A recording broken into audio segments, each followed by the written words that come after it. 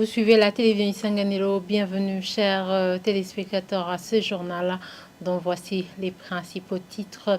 Des habitants du site Guy Sagara se trouvant dans la zone Makiadzo en province de Bujumbura indiquent qu'ils sont inquiets car leurs abris ne sont plus sûrs.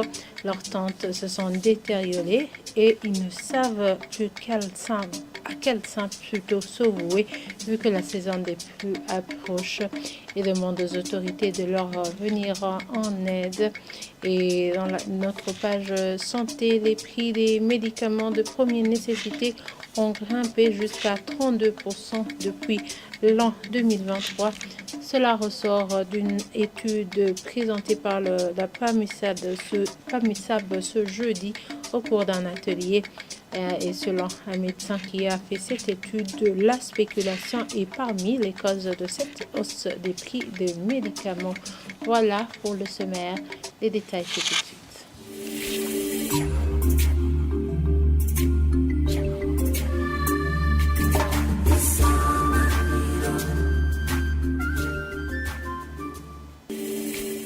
Encore une fois, bienvenue, chers téléspectateurs. Les députés ont des inquiétudes sur l'exploitation des minerais au Burundi au moment où ils ne voient pas ce que le pays gagne après l'extraction de ces minerais.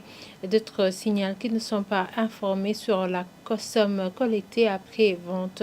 C'était ce mercredi à l'hémicycle de Kigobe où deux ministres, dont celui des Finances et de l'énergie et des mines, étaient invités. Plus de détails avec ce reportage de Jean-Marie Mayonga. Baravuga ko muri BRB higeze ko hariho lingodor ariko no munsi atabibi bikihari kuki batokongera kwegeranya ubundi butare kugira ngo iyo lingodor yari isanzwe ari ntega bizoza ku gihugu cy'u Burundi yongera igarukanwe muri BRB. Ubwo niho hariho muri BRB. Ce sont quelques questions adressées aux deux ministres, dont celui des Finances et de l'Énergie et des Mines, par les députés. Ils ont voulu savoir comment sont vendus les minerais. D'autres ont voulu savoir ce que va gagner le citoyen et le pays avec le nouveau code des miniers et pourquoi la BRB ne donne pas rapport à l'OBR des minerais vendus au marché international.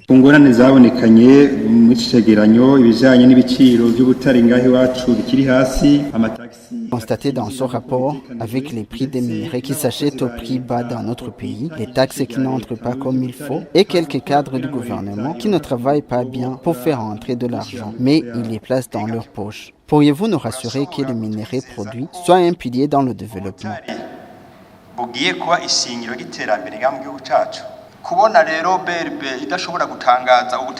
Si la BRB ne déclare pas la quantité de minerais exportés à l'OBR, pour moi, je trouve que c'est l'occasion de dire que les minerais sont volés alors qu'ils sont vendus en cachette. Je ne comprends pas comment des institutions gouvernementales ne collaborent pas bien en cachant l'autre les produits placés sur le marché international.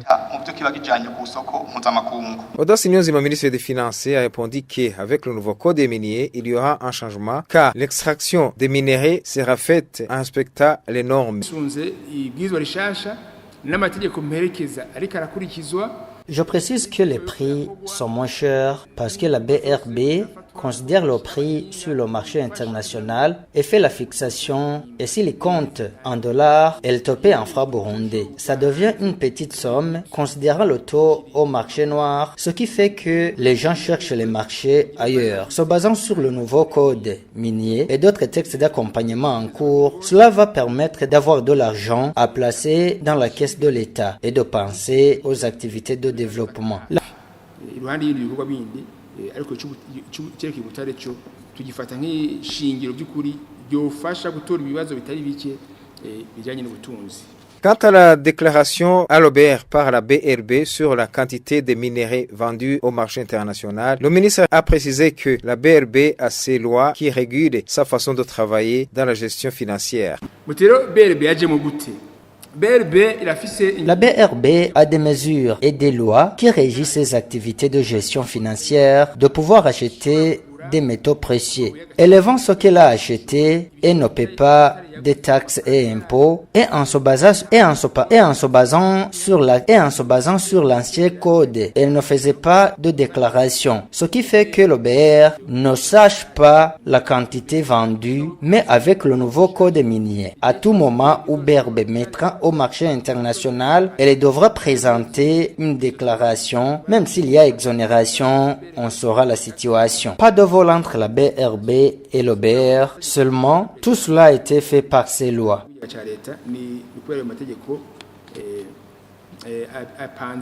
Les honorables députés ont posé la question de savoir la gestion des places où a été fait l'extraction des minerais qui ne sont pas bouchés, s'il y a des accidents qui arrivent, à qui revient les charges. Le ministre Ibrahim Ouizeye a répondu que tout ce qui pourra arriver à cet endroit sera à la tête de la société qui a fait cette activité dans ce lieu. Signalant aussi que à ce propos, le ministre Ibrahim Ouizeye a répondu qu'il n'est pas facile de suivre et de tracer la production quotidienne de ces minerais. Il a plutôt appelé la population et les administratives burundaises à suivre, à aider plutôt à faire le suivi de toutes les recettes. Suivez-le à ce propos. tuzofashanya n'abenegihugu nibadufashe batubwize ukuri dufashanye aho twe tudashika nivyakunda ko dushikayo ico gihe tuzoshikaho dushiye abakozi bashikeyo bikunze hama dukora umwimbu n'uwa twese. Parce qu'ils ont vu que nous les remplaçons, ils ont peut-être adopté d'autres stratégies. Tenons à nous entraider avec la population avant que nous ayons nos propres agents sur les sites d'exploitation minière, car on a beau essayer de produire un rapport journalier de l'or exploité, mais en vain. Les choses se sont compliquées au niveau des déclarations. Imaginons un exploitant qui pouvait déclarer 100 grammes d'or exploité pendant 6 mois d'activité. Le suivi nous a fait défaut. Vous comprenez bien qu'il faut suivre de près l'exploitation. Si nous constatons que l'exploitant ne produit pas, il serait bien qu'il arrête cette activité pour qu'il puisse s'atteler à d'autres tâches, notamment l'élevage ou l'agriculture. Au finish akazakubwira ati mezi atandatu ngo jewe ngo ndekara igarama ijana wijana amezi atandatu warariye inyama ibiti by'inyama hajo uratembera muri ahandi n'ikibazo tuvugisha ukuri. Je vous l'avais dit en titre, le prix des médicaments de première nécessité ont grimpé jusqu'à 32% depuis l'an 2023. Ceci est dit par le Dr Alain Daikunda qui a mené une étude sur l'état des lieux des prix appliqués sur les services et les soins de santé dans les formations sanitaires conventionnées avec les mutualités de santé.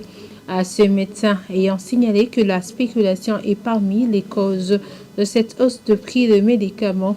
Au cours de cet atelier de présentation des résultats de cette étude ce jeudi, tous les participants ont demandé au gouvernement d'appliquer à la lettre les lois régissant plutôt les services et les soins de santé sur le territoire national. Le point avec Évariste Ndikobanyana. Dans cette étude commanditée par la plateforme des acteurs des mutuelles de santé du Burundi, permissible en sigle, l'exécutant Dr Alain Daikunda dit avoir remarqué sur terrain que les malades réunis au sein de ces mutualités ne savent pas à quel sens se vouer. Je dirais que ce que nous avons trouvé sur terrain, c'est 2 principaux résultats. Le premier résultat concerne la disponibilité des médicaments. Nous avons trouvé que la disponibilité n'était pas aussi bonne qu'on le pensait, parce que le taux moyen de disponibilité des médicaments est à 79%. Mais cela rejoint les plaintes qu'on observe chez les patients qui fréquentent les formations sanitaires, chez les adhérents des mutuelles communautaires de santé, qui se plaignent souvent de ne pas trouver des médicaments prescrits dans les formations sanitaires et d'aller les acheter à 100% dans les pharmacies privées, et ce qui augmente ce qu'on appelle le ticket modérateur, c'est-à-dire ce que le patient paye de sa propre poche pour avoir les soins. Parmi les causes réelles de cette flambée des prix des médicaments et la hausse des services de soins figurent les spéculations, poursuit le docteur Ndaikunda. Je dirais qu'il y a des spéculations parce que des fois, au sujet des prix qui sont appliqués dans les formations sanitaires, il y a les tarifs qui sont affichés sur les murs, mais qui ne sont pas respectés au moment de faire la facturation. Et ça, c'est la première chose.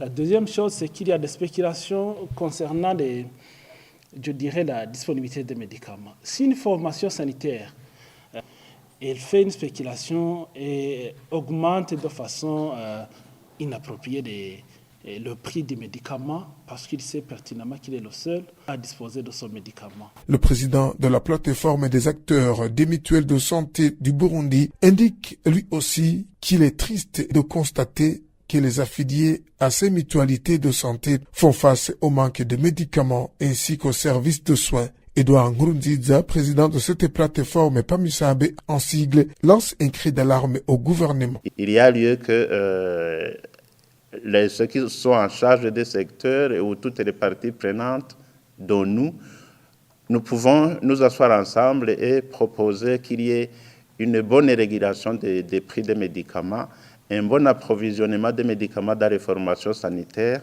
et comme ça, toute la population burundaise peut avoir accès facilement, surtout que nous nous acheminons vers la couverture sanitaire universelle où on veut que toute la population ait accès aux soins de santé à un prix abordable, accessible et de bonne qualité. Les Burundais ne devraient pas manquer de médicaments alors que ce produit figure parmi les produits stratégiques dont les devises pour importation sont prévues dans les caisses de l'État, rétorquent les membres des mutuelles de santé réunis au sein de la PAMISAB. Quittons Bujumbura et rendons-nous en province Bujumbura, plus exactement dans le site de Gisagara, en commune Mobimbi, où les habitants de ce site déplorent l'état des tentes dans lesquelles ils vivent, surtout au moment où la saison pluvieuse approche. Ces habitants demandent au gouvernement de leur construire des maisons durables. Le chef de ce site fait savoir que cela est impossible parce que le gouvernement compte les délocaliser dans la province Chibitoke. Le point avec Jean-Marie Vianengendakoman.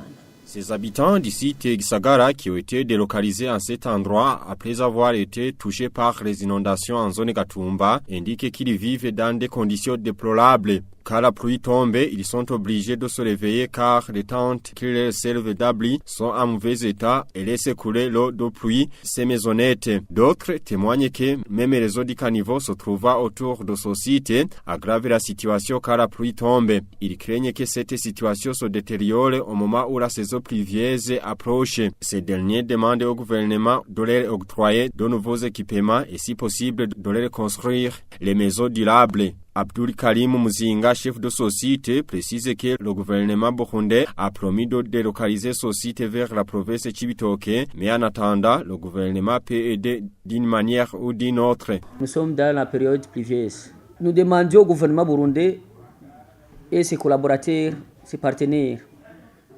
UNICEF ou autres, de nous faire renouveler ces maisonnettes. Parce que d'ici 2 mois, bien un mois, ça sera autre chose.